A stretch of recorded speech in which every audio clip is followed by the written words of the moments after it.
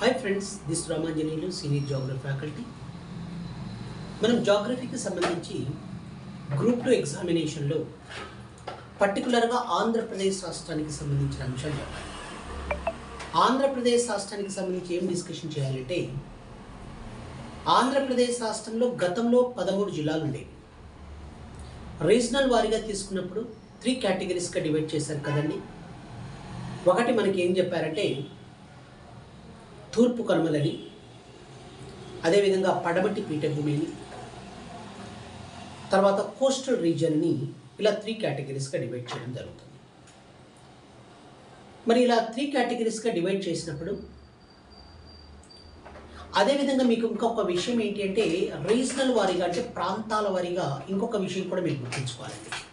మరి ప్రాంతాల వారీగా ఇంకొక విషయం ఏం డిస్కషన్ చేయాలి అంటే, ఒకటి కోస్తా ప్రాంతం అని, రెండవది రాయలసీమ రీజియన్ అండి. కోస్తా ప్రాంతంలో వచ్చేసి ఎన్ని జిల్లాలు ఉన్నాయి, రాయలసీమ రీజియన్లో ఎన్ని జిల్లాలు ఉన్నాయి, ఓకేనా అండి. ఇది ఇలా విషయాలు ఉంటే 2019వ సంవత్సరం 2019లో ఏప్రిల్ మంత్లో ఏం చేశారంటే,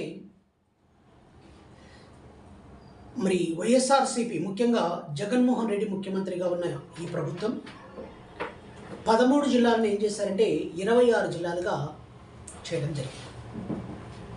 కాబట్టి జిల్లాల పునర్వ్యవస్థీకరణ, డిస్ట్రిక్ట్ రీఆర్గనైజేషన్ అనేది ఎప్పుడు జరిగిందంటే 2019వ సంవత్సరం ఏప్రిల్లో జిల్లాల పునర్వ్యవస్థీకరణ, డిస్ట్రిక్ట్ రీఆర్గనైజేషన్ జరిగింది. కాబట్టి గతంలో వచ్చేసి 13 జిల్లాలని అడిషనల్గా ఏం చేశారంటే 13కు 13 యాడ్ చేశారు. యాడ్ చేసినప్పుడు ఏమయ్యేసారంటే మొత్తం 26 జిల్లాలు అయ్యాయి. కాబట్టి ఈ యొక్క 26 జిల్లాలకు సంబంధించిన ఇన్ఫర్మేషన్ కావాలి అంటే మరి రామన్ జాగ్రఫీ ఆన్లైన్ క్లాసెస్లో మీరందరూ కూడా ఖచ్చితంగా వినండి. మీకేంటంటే ప్రతి విషయాన్ని కూడా కూలంకుషంగా చాలా కాంప్రహెన్సివ్గా మీతోటి నేను డిస్కషన్ చేయడం జరుగుతుంది. మరి గతంలో కోస్టల్ రీజియన్లో ఎన్ని జిల్లాలు ఉన్నాయి, మరి ప్రస్తుతం జిల్లాల సంఖ్య పెరిగింది. గతంలో ఉన్న కొన్ని జిల్లాలు వచ్చేసి కోస్టల్ రీజియన్ కోల్పోయాయి. మరి అడిషనల్గా రాయలసీమ జిల్లాలో కోస్టల్ లైన్ లేకుండా అండి. గతంలో జిల్లాల పునర్వ్యవస్థీకరణ జరిగిన తర్వాత మరి రాయలసీమ జిల్లాలకు కూడా ఈ యొక్క కోస్టల్ రీజియన్ అనేది రావడం జరిగింది, ముఖ్యంగా తిరుపతి జిల్లా.